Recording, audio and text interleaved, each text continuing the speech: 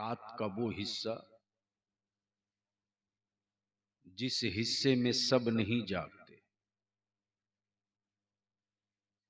या तो सयाना जागता है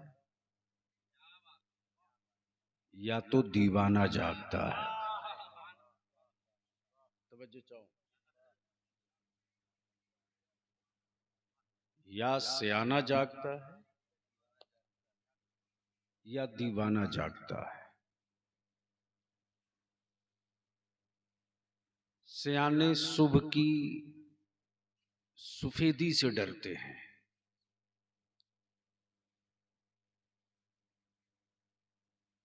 कि सूरज निकल जाएगा तो वो बेनकाब हो जाएंगे। लेकिन दीवाना सूरज की भी परवाह नहीं करता। अल्लाह का शुक्र है, मुहिब्बे गिरामी जमात अहले सुन्नत के निहायत ही संजीदा और जिम्मेदार आलिम फाजिल गिरामी हजरत अल्लामा मौलाना शकील साहब सिराजी ने मुझसे जब फोन पे खबर दी कि मधुपुर के अतराफ में मैंने बहुत घूमा देखा,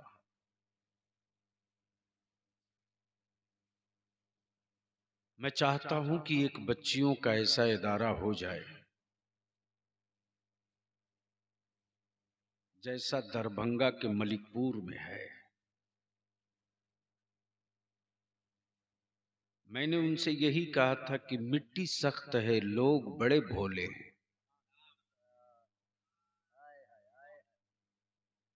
मिट्टी से लोगों का अंदाजा मत कीजिएगा। और इस वक्त ये संथाल परगना, खासतौर से मधुपुर, जामताड़ा,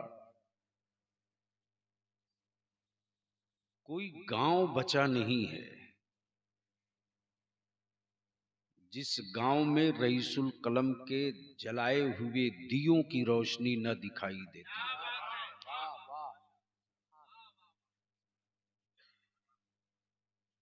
मैं मुखिया जी को भी मुबारकबाद दूं और चार धारा,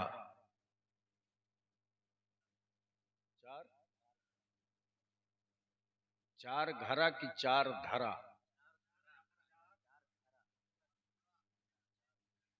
यानी पहले किसी जमाने में चार घर रहा होगा, अब तो चार नहीं, अब इसको कर दो चार धारा।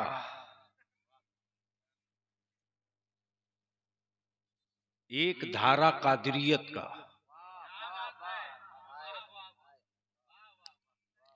एक धारा गरीब नवाज की चिश्तियत का, एक धारा ख्वाजाए नक्शबंद का, कादरियत, चिश्तियत, नक्शबंदियत, सोहरवर्दियत, और बीच में मदरसे का मीनार बना दो रजा का।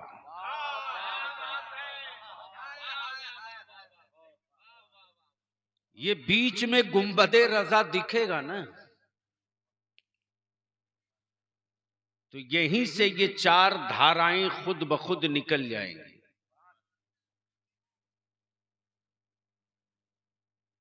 मुझसे पहले शायर मकबूल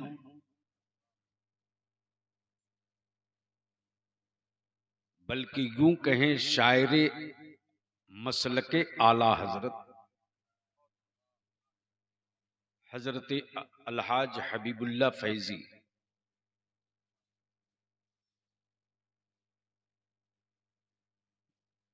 जब ये पढ़ रहे थे तो आला हजरत के कलाम से ही मैंने दो जुमले निकाल लिए, उसी पर थोड़ी देर गुफ्तगू हो जाए। तवज्जो चाहूं। उनसे पहले मेरी जमात का निहायत थी संजीदा लबो लहजे का शायर, जिसने अपने जबानों तरन्नुम से अहले ईमान के दिलों में इज्जतो एहतराम की हवेली तामीर की जनाबे नदीम रजा फैजी और अल्हम्दुलिल्लाह सुम्मा अल्हम्दुलिल्लाह दिल को सुकून, सेहत को आफियत मिली कि रईसुल कलम के बाद लगता था अहले सुन्नत की नई पौध, नई नस्ल कमजोर पड़ेगी, लेकिन खतीब जीशान साहिरुल बयान हजरत मौलाना अलहाज शहादत हुसैन फैजी ने बरकाती ने हक अदा करते हुए ये साबित कर दिया कि नए शहरों की दीवारें बदली जाती हैं, बाप दादा की छोड़ी हुई विरासत नहीं बदली जाती। और आप हजरात ने दस्ते सखावत बढ़ाकर ये बता दिया कि वो और मजहब के लोग हैं जो अपने धर्म का कारोबार हुकूमत के पैसों से करते हैं। हम मुस्तफा के गुलाम हैं,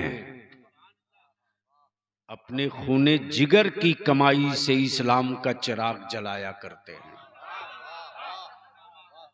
अल्लाह आपकी कमाइयों में बरकतें अता फरमाए।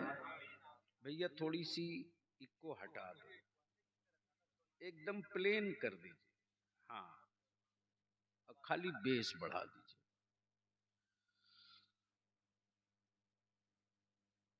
काफी जमाने के बाद फाजिल गिरामी हजरत मौलाना अब्दुल अलीम अलीमुद्दीन साहब, ये मेरे उस दौर के, जिस दौर में बलियावी रईसुल कलम के साथ सफर करता था, हजरत मौलाना मकबूल साहब शायद चले गए, बड़े अच्छे लबो लहजे का, हिंदुस्तान में इस वक्त मेंबर पर कब्जा है संथाल परगना का, जमात अहले सुन्नत का वो नकीब जो अदीब भी, नकीब भी, नफीस भी, हजरत लामा मौलाना कमरुद्दीन साहब कमर,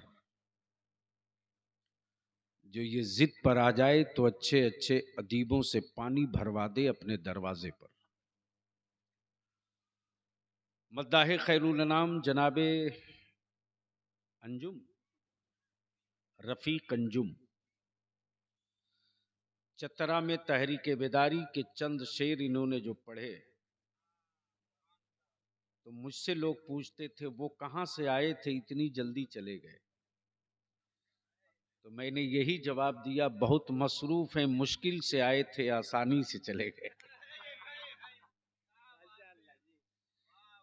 एक और लबो लहजे का बड़ा उभरता हुआ मेरे आका करीम का मद्दाह, मद्दाहे खैरुल अनाम हजरत मौलाना, क्या नाम है, हबीबुल्लाह नूरी। ये सेकंड कॉपी है हबीबुल्लाह फैजी। जाहिर सी बात है, न मेरा नया मजहब है, न मैं नया माल दूंगा। अहले सुन्नत तो कॉपी ही देता है। तवज्जो चाहो, अहले सुन्नत तो कॉपी ही देता है। नया तो वो देगा जिसका मजहब नया हो, नया तो वो देगा जिसका अकीदा नया हो, नया तो वो देगा जिसकी किताब नहीं हो।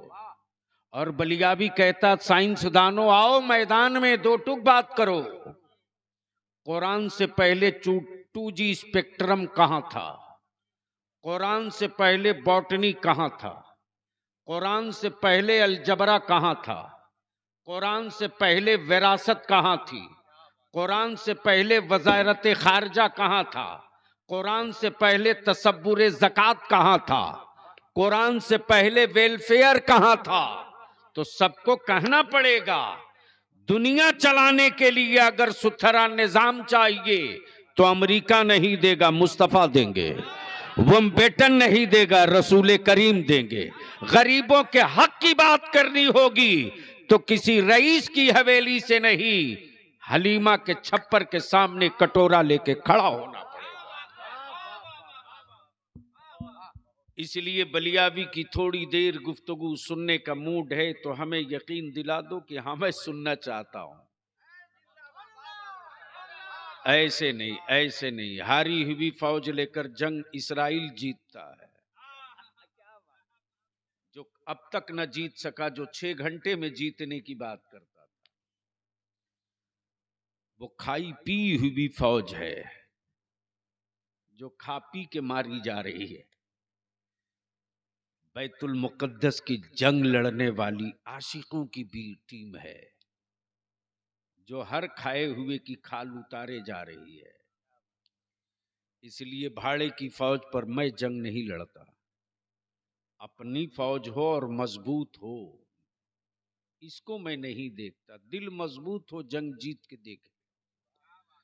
इसलिए अगर सुनना है तो दोनों हाथ उठा के मोहब्बत से मदीने की सरकार को आवाज देकर कह दो, लब्बैक या रसूल अल्लाह। जोर से आवाज बुलंद करो, गर्मी आ जाएगी। लब्बैक या रसूल अल्लाह। इधर से कुछ आवाज आ रही, इधर से नहीं आ रही। थोड़ी ताकत लगा, ताकत लगा। लब्बैक या रसूल अल्लाह, अल्लाहुम्मा लब्बैक या रसूल अल्लाह। बस 2 ही जुमले पर गुफ्तगू। हाजी साहब, मौलाना कमरुद्दीन साहब, ये वही हैं जो बख्श देते हैं। अहले इल्म की तवज्जो चाहूं। बस थोड़ी सी स्टेज बेदार हो जाए, शायद आज कुछ गुफ्तगू हो जाए। ये वही है, ये वही है। हाय हाय हाय, तवज्जो चाहूं। ये वही है जो बख्श देते हैं। राह में कांटे डाले जा रहे हैं, पड़ोस वाला कह रहा है, ये वही है जो बख्श देते हैं। अल्लाह अकबर। ये वही हैं जो बख्श देते, ये वही हैं। प्लीज भैया, जो करना हो जल्दी करो। नहीं नहीं, आना हो तो जल्दी आओ, बैठ जाओ, जगह ले लो बाबू। बस जल्दी कर लो, तकरीर करानी है तो 10-20 मिनट करा लो। मैं क्या कह रहा था हाजी साहब? ये वही है, तवज्जो चाहूं। ये वही है जो बख्श देते हैं। ऐ सुभान अल्लाह। मेरी जमात का वो खतीब, अल्हम्दुलिल्लाह, 3 बजे भोर में कड़ाके की सर्दी में भी अगर पहुंच जाए तो आदमी जिन्नात भी जमीन पर बैठ के कहते हैं, बोलो। फाजिल गिरामी हजरत अल्लामा मौलाना सिद्दीक साहब, अब झारखंड सूबे में है तो झारखंडी लिखते हैं, फख्र से लिखते हैं। और ये भी तय है कि हेमंत सोरेन नहीं लिखते, लेकिन ये लिखते हैं।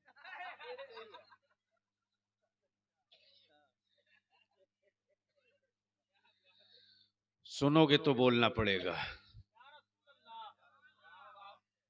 सुनोगे तो बोलना पड़ेगा। ऐसे तो धक्का देकर कयामत तक भी। अरे ये 10-5 के बोले से क्या होता है?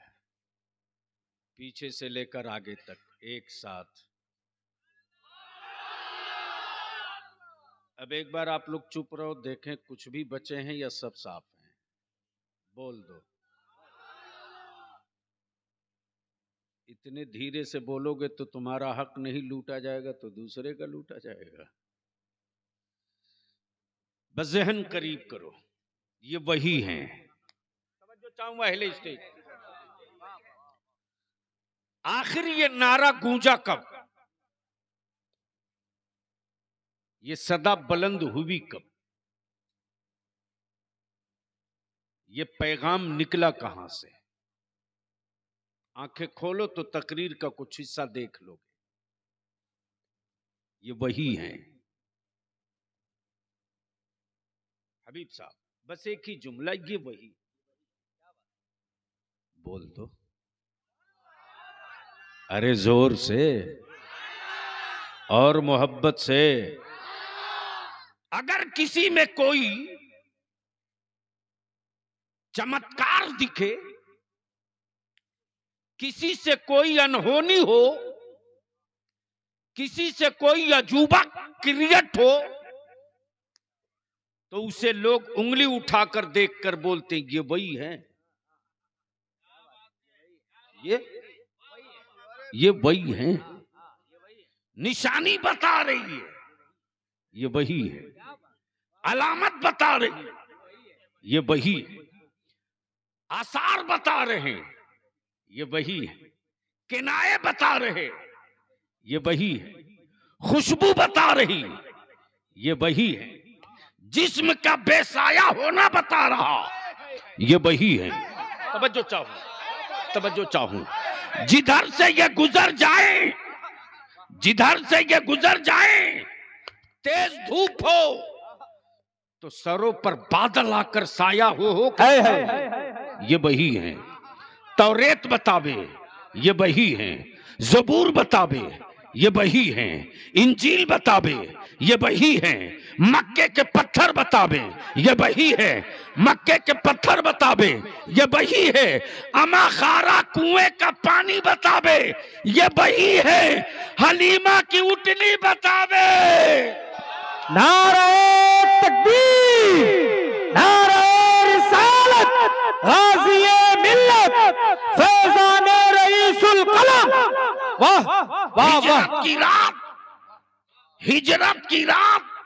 अब अहले स्टेज की तवज्जो चाहूं, अहले स्टेज की तवज्जो चाहूं। मौलाना सिद्दीक हसन साहब, मौलाना सिद्दीक हसन साहब। हिजरत की रात। अपने दिमाग का घोड़ा मत दौड़ाए मुसलमान, और अगर कोई ख्याल का घोड़ा दौड़ावे तो उसके घोड़े की लगाम पकड़ ले। हिजरत की रात, गार के सुराख पर अजदहा मुंतजिर है।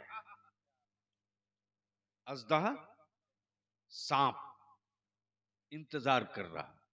आए आए आए, तवज्जो चाहूंगा। सांप मुंतजिर है। आपका एक शेर जो कलकत्ते में पढ़ा था आपने, सांप मुंतजिर है। आखिर सांप को यह कैसे इल्म गैब हो गया था? क्या बात है। बोलोगे तो बोल दूंगा, अरे जोर से बोल दो। सांप को कैसे पता चल गया था कि हिजरत की रात होगी तो मुस्तफा यही आएंगे, मुस्तफा यही आएंगे? उसको किसने बताया था? मक्का तो गया नहीं था, हंगामा तो देखा नहीं था, हंगामा तो देखा नहीं था। वाकया सुन चुके हैं, ये वही है। बस ये सुन लीजिए, ये वही है। सैयदना अबू बकर सिद्दीक आए गार में। सांप ने जबान से धक्का नहीं मारा, इसलिए कि जिसका वो इंतजार कर रहा था वो अबू बकर नहीं थे, मुस्तफा थे। तवज्जो, मुस्तफा थे, मुस्तफा थे। तारीख वाकया पूरा सुन चुके हैं आप, बस मुझसे वही सुन लीजिए, ये वही है। जब सैयदना अबू बकर सिद्दीक ने सारे सुराख को बंद कर दिए, एक सुराख बच गया तो अंगूठा लगा दिया। सांप जबान से धक्का मार मार के कहता, हटाओ ना, जिसका मैं बरसों इंतजार किया ये वही है। क्या बात, जोर से जोर से जोर से तवज्जो चाहूं, ये वही है। जब सैयदना अबू बकर सिद्दीक सफर तिजारत पे चले थे मक्के से, कहां से? मक्के से। ऐलान नबूवत नहीं हुआ था, मुस्तफा ने नबूवत का ऐलान नहीं किया। ये सफर तिजारत पे थे, चलते रहे, रास्ता तय करते रहे। एक सहरा मिला जहां दूर दूर तक कोई आबादी नहीं है। सोचा ऊंटों पर लदा हुआ साजो सामान कहां लेकर जाऊंगा। अचानक एक शाम के डूबे हुए सूरज की पुष्ट पर, यानी हल्की सियाही के बीच में एक चिराग की रोशनी दिखी। अंदाजा कर लिया जब चिराग जल रहा है तो आदमी भी होगा। जैसे ही चिराग की रोशनी देखा,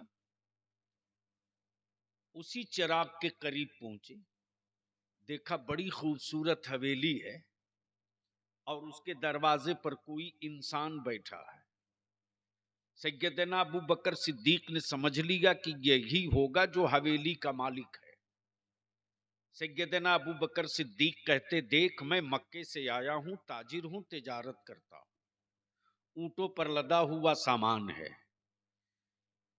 इनको जरे जमानत पे रख ले और एक रात बिताने के लिए अपनी हवेली में मुझको थोड़ी सी जगह दे। जो दरवाजे पर बैठा इंसान था बोला, माफ करना जी, इस हवेली की तारीख यही है कि आज तक किसी अजनबी को छुपने को जगह न दी गई और इसका मालिक मैं नहीं, मालिक अंदर है, मैं इस हवेली का नौकर हूं। सैयदना अबू बकर सिद्दीक फरमाते कि जा अपने मालिक से कहना कि कोई मक्के से आया है जो खाने काबा के करीब का रहने वाला है।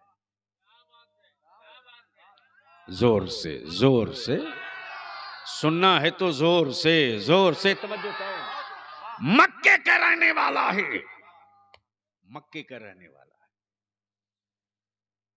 नाम अबू बकर है। एक रात बिताने के लिए मुंह मांगी कीमत दे रहा है। हवेली का मालिक एक यहूदी था जिसकी उम्र तकरीबन 100 साल से बेसी थी। ज़ईफी की वजह से उसकी भवें लटक चुकी थी। जैसे ही नौकर ने कहा कोई मक्के से अबू बकर आया है, तवज्जो चाहूं, जैसे ही कहा मक्के से कोई अबू बकर आया है, वो रात बिताने के लिए जो कीमत मांगो देने को तैयार है। जरे जमानत पर वो अपना ऊंटों का साजो सामान भी दे रहा है। जैसे ही अबू बकर सुना, वैसे ही उस हवेली का मालिक यहूदी अपने नौकर को बोला, ठहर ठहर ठहर, ये कुंजी ले, अलमारी खोल, तौरेत निकाल। जैसे ही तौरेत निकलवाया, वैसे ही वरक पलटते गया, पन्ना पलटते गया, एक पन्ने पर आकर रुक गया और उंगली रखकर अपने नौकर से कहता, जल्दी जाओ, उस आने वाले अबू बकर के अब्बा का नाम पूछ के आ। आने वाले अबू बकर के अब्बा का नाम पूछ के आ। जैसे ही नौकर आया बोला, जनाब लगता है आपको जगह मिलेगी, हवेली की तारीख बदलेगी। आपने अपना नाम बता दिया, अपने अब्बा का नाम बता दीजिए। सैयदना अबू बकर को गुस्सा आया, फरमाते, रहना मुझको है, जमानत के तौर पर ऊंट दे ही रहा हूं, मुंह मांगा किराया भी दे रहा हूं, मेरे बाप के नाम की क्या जरूरत। जैसे ही सैयदना अबू बकर पीछे पीछे उस नौकर के हवेली में दाखिल होते, वैसे ही जब करीब पहुंचते तो अबू बकर देख करके दंग रह गए। यहूदी उंगली रखकर तौरेत पर कहे जा रहा, ये वही अबू बकर हैं जिनके बाप का नाम अबू कहाफा है, ये वही अबू बकर हैं जिनके बाप का नाम अगर अबू कहाफा है तो मेरी तौरेत बता रही है कि नबियों का नबी आ चुका है, रसूलों का मुक्तदा आ चुका है, अंबिया का इमाम आ चुका है, शफीए महशर आ चुका है, रसूले दो जहां आ चुका है। जैसे ही सैयदना अबू बकर ने अपने बाप का नाम सुना, बोल दो बोल दो बोल दो, जोर से जोर से जोर से जोर से। उस वक्त यहूदी अपनी तौरेत पर उंगली रखकर यही कहता है, अबू बकर ये वही मोहम्मद है, ये वही मोहम्मद है जिनके आने का ऐलान तौरेत में किया गया है। अगर वो तेरे मक्का जाने के वक्त मिल जाए, मक्का पहुंचने के बाद मिल जाए, तो उनसे बहस मत करना, उनसे हुज्जत मत करना, उनके खिलाफ मोर्चा मत खोलना, उनसे झगड़ा मत करना, उनके कदमों से लिपट जाना, इसलिए कि ये वही है। नारे तकबीर, नारे रिसालत, मसलके आला हजरत, वाह जिंदाबाद ये जिंदाबाद। वही है जो वजह वजूदे कायनात भी है, ये वही है जो वजह वजूदे आदम भी है, ये वही है जो वजह वजूदे खल्क भी है, ये वही है जो वजह वजूदे आसमान भी है, ये वही है जिनके लिए रब ने जमीन भी बनाया, आसमान भी बनाया। तब बरेली का आशिक इश्क की चादर खींचकर पुकार कर बोल पड़ा, जमीनो जमा तुम्हारे लिए, मकीनो मका तुम्हारे लिए, बने दो जहां तुम्हारे लिए, हम आए यहाँ तुम्हारे लिए, उठे भी वहां तुम्हारे लिए, दहन में जबा तुम्हारे लिए, बदन में है जा तुम्हारे लिए। नारे तकबीर, नारे रिसालत, मसलके आला हजरत, फैजाने आला हजरत, गाज़िए मिल्लत। अब ज़हन को यही करीब कीजिए हाजी साहब, जब सैयदना अबू बकर वापस लौटे तो मक्के में दाखिल होने से पहले अबू बकर को खबर मिल गई, सैयदना अब्दुल मुत्तलिब के पोते ने, नबी रहमत मुस्तफा जाने रहमत ने ऐलान नबूवत कर दिया है। कबीले कुरैश के पढ़े लिखे लोगों ने अबू बकर को घेर लिया, कहा, ए अबू बकर तुम ही बता दो, मैं मोहम्मद की बातें कैसे मान लूं?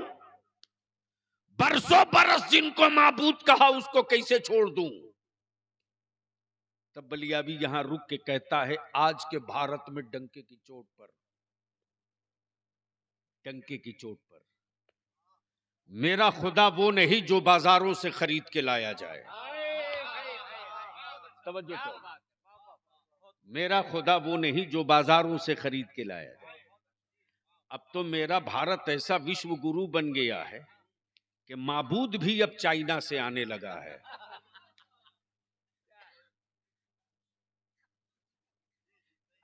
माबूद भी अब, वो भी कितना मस्त होके आता होगा इंडिया में। लोपाला का सेठ बने मधुपुर में, अब इससे अच्छी मिट्टी तो नहीं हो सकती, लेकिन माबूद आ रहा चाइना से। लिख लो अपने जहन में, जो बनता है वही बिकता है, जो बनता है वही बिकता है। मेरा खुदा वो है जो बनता नहीं बनाता है,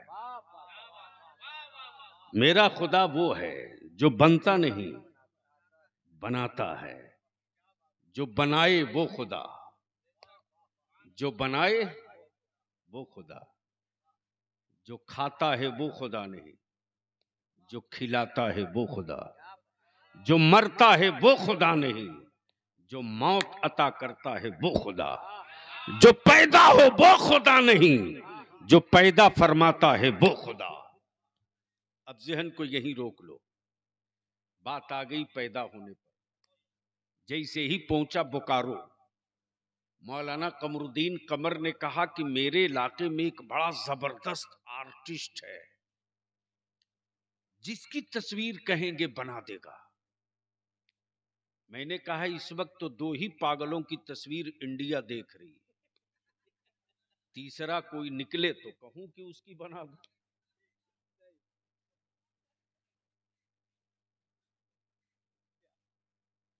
आप लोग डर रहे हो? नहीं डर रहे हो? तो दो पागल मैंने कहा, किसी का नाम थोड़ी लिया।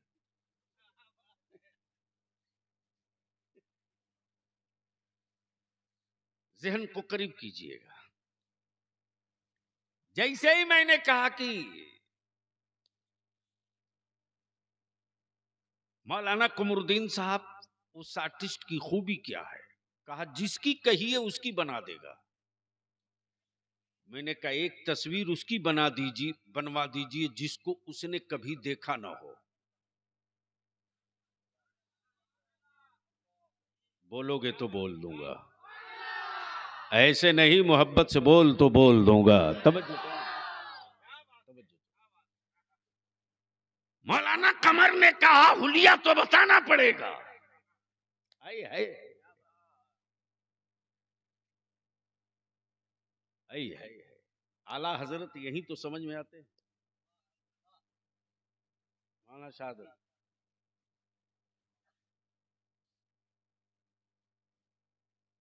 मधुपुर में एक साहब से मैंने पूछा कि आपने जहाज देखा है? कहा हाँ देखा है ना। मैंने कहा कितना बड़ा था? बोले 1.5 हाथ का तो था। हबीबुल्ला फैजी हज को गए, जब हज से लौटे तो मैंने कहा आप किस चीज से गए थे? बोले जहाज से। मैंने कहा कितना बड़ा था? इन्होंने कहा 100 फीट लंबा था। मैंने कहा कमाल है भाई, उसी मधुपुर का एक आदमी देखा तो 1.5 हाथ का, और आप देखे तो 100 फीट का। तो अगले ने जवाब दिया कि माफ कीजिएगा, मैंने हवाई अड्डे पर नहीं देखा था, अपने मकान की छत से देखा था।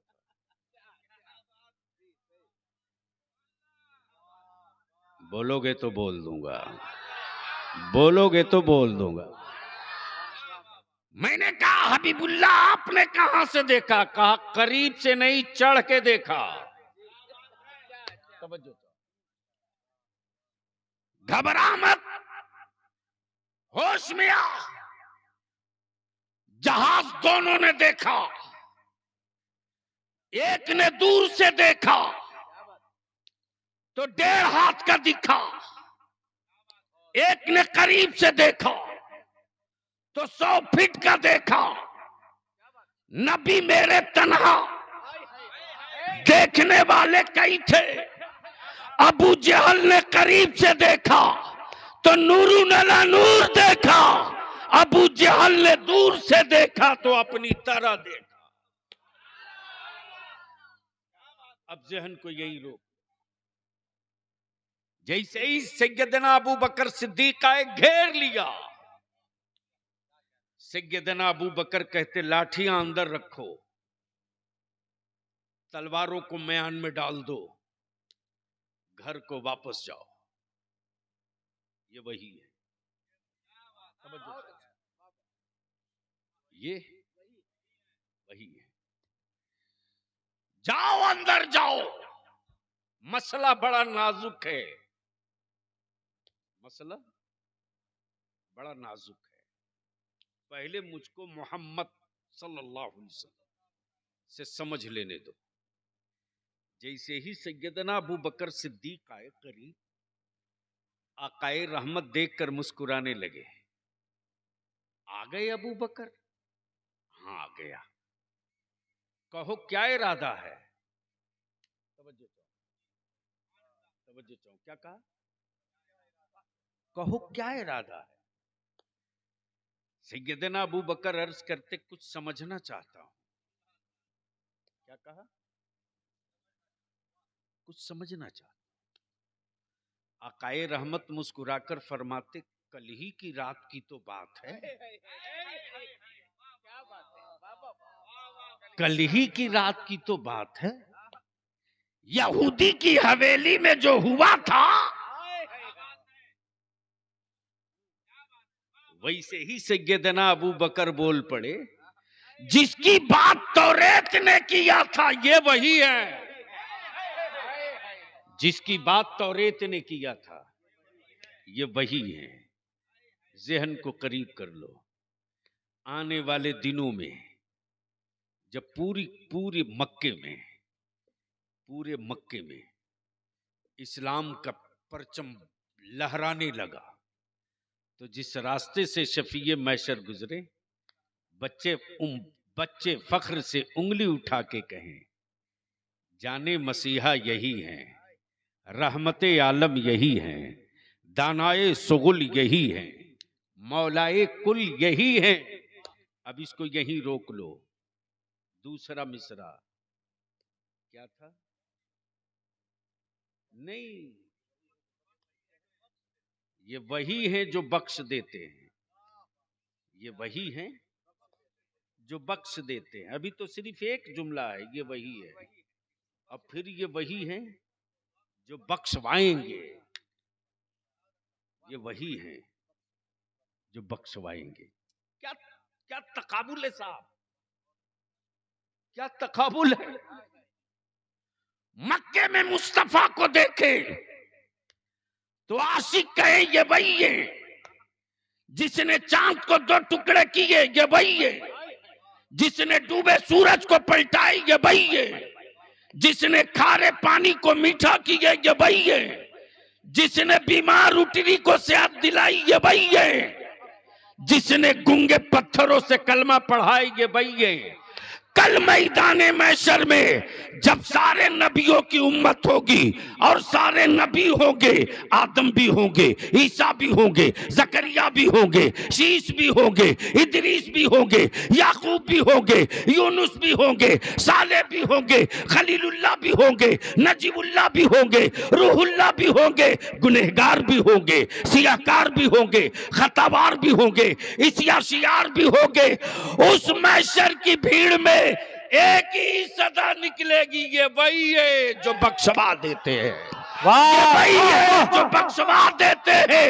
मुजरिम भी फक्र से कहेगा नमाज नहीं तो क्या हुआ, ये है बख्शवा देते हैं, रोजा नहीं तो क्या हुआ, ये है बख्शवा देते हैं, हज नहीं तो क्या, ये है बख्शवा देते हैं। वाह वाह वाह, जिंदाबाद जिंदाबाद, नारे तकबीर, नारे रिसालत, मसलके आला हजरत, हाजिए मिल्लत। वाह। गुफ्तगू का आखिरी हिस्सा मेरी माँ बहनें आई और आप सारे नौजवान आए। जिस तहरीक बेदारी की तहरीक चल रही है, अल्हम्दुलिल्लाह मेरी जमात के उलमा की मेहनत एक जंग जीत चुकी है, एक जंग बाकी है। झारखंड में 64 मॉब लिंचिंग मेरे बच्चों की हुई, 64। बलिया भी इसके लिए जिंदा नहीं है कि कोई साहब खुश हो जाए, बलिया भी तो इसके लिए सिर्फ अपनी सांसें ले रहा कि मदीने का मेरा मुस्तफा राजी हो जाए। दुनिया अगर रूठती है तो रूठने दो, ईमान वालों की सेहत पर इसका कोई असर नहीं पड़ेगा, वो न रूठें, वो न रूठें। मेरे अजीज, जिस दिन हम लोग डाल्टनगंज में थे हाजी साहब, स्टेज पर जैसे ही मैं पहुंचा हूं वैसे ही सारी मीडिया पहुंच गई कि आपकी एक बात सेंट्रल हुकूमत ने मान ली कि मॉब लिंचिंग करने वालों के खिलाफ फांसी की सजा होगी। मैंने कहा पूरा पढ़ूंगा तब जवाब दूंगा। आने के बाद पूरी डिटेल देख लिया। दूसरी लड़ाई मेरी बची है, नबी की इज्जत पर कानून बनाओ। बोलो जोर से, बनना चाहिए कि नहीं? जोर से बोलो, बनना चाहिए कि नहीं? मैं पूछता हूं झारखंड के मुसलमानों, मेरे बच्चे कब तक पत्थर तोड़कर अपनी नस्लें पालेंगे? मेरे बच्चे कब तक ढेबरा और कोयला चुनकर अपनी जीविका और चूल्हा जलाएंगे? लड़ाई तो होगी, तबीयत से होगी। आबादी के एतबार से 23 से मेले मुसलमानों का चाहिए तो चाहिए, और 2 MP चाहिए तो चाहिए। उसके लिए हक महापंचायत की मौलाना कमरुद्दीन साहब कमेटी बड़ी तेजी से बन रही है, और बिहार में फरवरी के आखिर तक इंशाअल्लाह नुमाइंदा, सूबाई नुमाइंदा इजलास पटना में, और हक महापंचायत का इंतखाब और हक महापंचायत का नुमाइंदा इजलास रांची में। कल दिन में 10 बजे मुर्शिदाबाद में मीटिंग है तहरीक बेदारी की। फिर 6 तारीख को रानीगंज दयारे गौ से बंगाला में, जिसमें हजरत अलहाज हबीबुल्लाह फैजी साहब ने भी आज अपना पैगाम नश्र किया है, ये भी खुद शरीक हो रहे हैं। बस आखिरी गुफ्तगू मेरी मां बहन बेटियों, कान खोल के सुनो, और यहां जितने लोग आप बैठे हो सब कान खोल के सुनो। मैं आपसे एक ही विनती करूंगा, जो बलियावी की जिंदगी का एक हिस्सा है,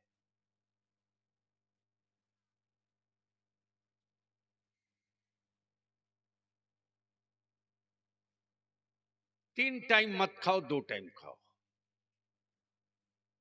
मत अच्छा मकान बनाओ, वैसे ही बाप दादा छप्पर में बिता लिए बिता लो, लेकिन अपनी औलादों को जाहिल मत रखो, पढ़ाओ। देखो, जो कौम पढ़ती है वही लड़ती है। तवज्जो चाहूं, जो कौम पढ़ती है वही लड़ती है। दलित भाइयों में एक बेटा पढ़ लिया जिसका नाम भीमराव अंबेडकर था, पूरी मानववादी ताकत, सामंतवादी ताकत से लड़ते रहा, लड़कर रिजर्वेशन ले लिया। जो कौम पढ़ती है वही लड़ती है। आज जो मेरी बेटियों को आवारगी के रास्ते पर डाला जा रहा, उसको रोकने का एक ही रास्ता है, तालीम। और आज जिसकी बुनियाद पड़ी है, लिख लो, ये किसी के घर और हवेली की बुनियाद नहीं है, ये मुस्तफा जाने रहमत की बेटी सैयदा फातिमतुज ज़हरा के कनीजों के मुस्तकबिल की हवेली की बुनियाद पड़ी है। और इसके लिए आपको तैयार रहना पड़ेगा। मुझे पूरा इत्मीनान और भरोसा है, मेरी जमात के मौलाना शकील ने जो काम किया है दरभंगा में, बेटियों की इज्जत और आबरू की सेफ्टी और सिक्योरिटी के गारंटी के साथ, उसमें एक एक्स्ट्रा इसमें जरूर शामिल कीजिएगा। मुखिया जी हैं कि चलेगा? हैं। मुखिया जी से भी कहूंगा कि थोड़ी जमीन का कुछ हिस्सा और बढ़ाइए, और इसको मदरसा कम 10+2 के स्कूल की तरफ ले चलिए। टैक्ट भी रहे, एक्ट भी रहे, फैक्ट भी रहे। एक्ट कानून को कहते हैं, टैक्ट टेक्निक को कहते हैं, फैक्ट सच्चाई को कहते हैं। सच्चाई ये कि हमने सब पर भरोसा किया, सबको बोरे में कस के वोट दिया, लेकिन मेरी औलादों के हाथ में सबने भीख का कटोरा दिया, पावर का कलम नहीं दिया। अब तय कर लिया इदारे शरिया ने और मेरे उलमा ने कि हम दीवार तोड़ना पड़े तो तोड़ेंगे, पत्थर तोड़ना पड़े तो तोड़ेंगे, सर तोड़ना पड़े तो तोड़ेंगे, लेकिन अपनी औलादों के मुस्तकबिल को टूटने नहीं देंगे। जहां तक सफर करना पड़ेगा करेंगे, अपना वाह वाह वाह, देंगे, गैरों के दावा पर जिंदाबाद। भरोसा नहीं करेंगे। जब मेरा स्कूल होगा, जब मेरा कॉलेज होगा, तो कानून मेरा चलेगा। तो उस वक्त मेरी बेटियां हिजाब के साथ, निकाब के साथ, हया की चादर के साथ स्कूल आएगी, और जब निकल कर जाएगी तो सीने में कुरान का हिफ्ज भी होगा, तो हाथ में कंप्यूटर का सेट भी होगा। कुफ्र को जवाब नेट पे दिया जाएगा, बदअकीदों का जवाब कुरान की आयतों से दिया जाएगा। नारे तकबीर, नारे रिसालत, मसलके आला हजरत। वाह, जिंदाबाद जिंदाबाद जिंदाबाद। इसलिए मेरी एक तजवीज है, इस मदरसे के लिए लाइफ मेंबरशिप 1100 रुपए के हिसाब से शुरू कीजिए। लाइफ मेंबरशिप साल में 1100 रुपया देना कोई बड़ी बात नहीं। वो मेरे बाप दादा ने चटनी और पंता भात खाकर दिन बिता लिए, उनकी दुआओं की बरकत है जो हम रोटी बिरयानी खा रहे हैं। साल का 1100 रुपये का एक लाइफ मेंबरशिप चलाइए। किसी से भीख मांगने की नौबत नहीं आएगी। ये इलाका तो वो इलाका है मौलाना कि मैंने हिंदुस्तान का कोई सूबा, कोई शहर नहीं छोड़ा। काला पानी से लेकर के पोर्ट विलियर, जिसको आज अंग्रेजी में बोलते हैं, वही काला पानी है। काला पानी से लेकर कन्याकुमारी तक, और रंगून के बॉर्डर से लेकर के श्रीनगर के लास्ट लद्दाख तक कुछ छोड़ा नहीं है। तब इस नतीजे पर पहुंचा हूं, गैरों के कुएं पर भरोसा मत करो, छोटा ही सही अपना एक तालाब खोद लो। जमाना बड़ा जालिम हो चुका है, कभी भी केमिकल डालकर मेरी नस्लों को सुला सकता है। वो तारीख रोज देखी जा रही है। अगर मेरे पास स्कूल होता तो मेरी बेटी के हिजाब पर कोई कुत्ता भौंकता नहीं। अगर मेरे पास स्कूल होता तो मेरी बेटियां भय मुक्त होकर पढ़ने जाती। इसलिए मैं आपसे विनती करके कहूंगा, सिर्फ बेटों ही को नहीं, बेटियों को भी पढ़ाओ। अभी बिहार में हबीबुल्ला साहब, जो अभी नीट का एग्जाम हुआ है ना, अल्हम्दुलिल्लाह हमें फख्र है, बिहार की बेटियों ने झंडा गाड़ दिया साहब, झंडा। जो बच्चियों का रेशियो था, रेशियो जो शुमार आदात थे मौलाना कमरुद्दीन साहब, 60% बच्चियों का रिजल्ट अपनी मेरिट पर आया है। 60% मेडिकल में, 30% बच्चों का आया है। जो कौम पढ़ेगी वही कौम लड़ेगी, जो कौम लड़ेगी वही कौम आगे बढ़ेगी। इसलिए मैं इल्तिजा करूंगा, जिद की लड़ाई लड़ना छोड़िए, नस्लों की मुस्तकबिल की जंग लड़ना सीखिए। जो कौम नस्लों के मुस्तकबिल की जंग लड़ती है, वो कौम कभी अपनी शान और मोच की जंग नहीं लड़ती। और जो कौम अपनी मोच की जंग लड़ती है, वो कौम अपनी नस्लों के मुस्तकबिल की जंग नहीं लड़ती। अल्हम्दुलिल्लाह, अल्लाह तबारक व ताला खूब बरकतें अता फरमाए। मेरे बाद अभी खतीब जीशान हजरत मौलाना सिद्दीक हसन का भी खिताब होना है, शोराए कराम का कलाम भी होना है। जिन जिन लोगों ने ताउन की दामे दिरमे कदमे सुखने, अल्लाह रब्बुल जलाल खूब बरकतें अता फरमाए। मुहिब्बे गिरामी जनाबे भाई मोहम्मद हाजी रफीक साहब पालो जोड़ी, मोहब्बत में बेचारे वो भी तशरीफ लाए, उनके लिए भी दुआ फरमाएं आप हजरात। हम सब एक दूसरे के लिए दुआ फरमाएं। अल्लाह ताला हम सब के जानो माल, इज़्ज़त व ईमान की हिफाजत फरमाए। यार जिंदा, सोहबत बाकी। अस्सलाम वालेकुम।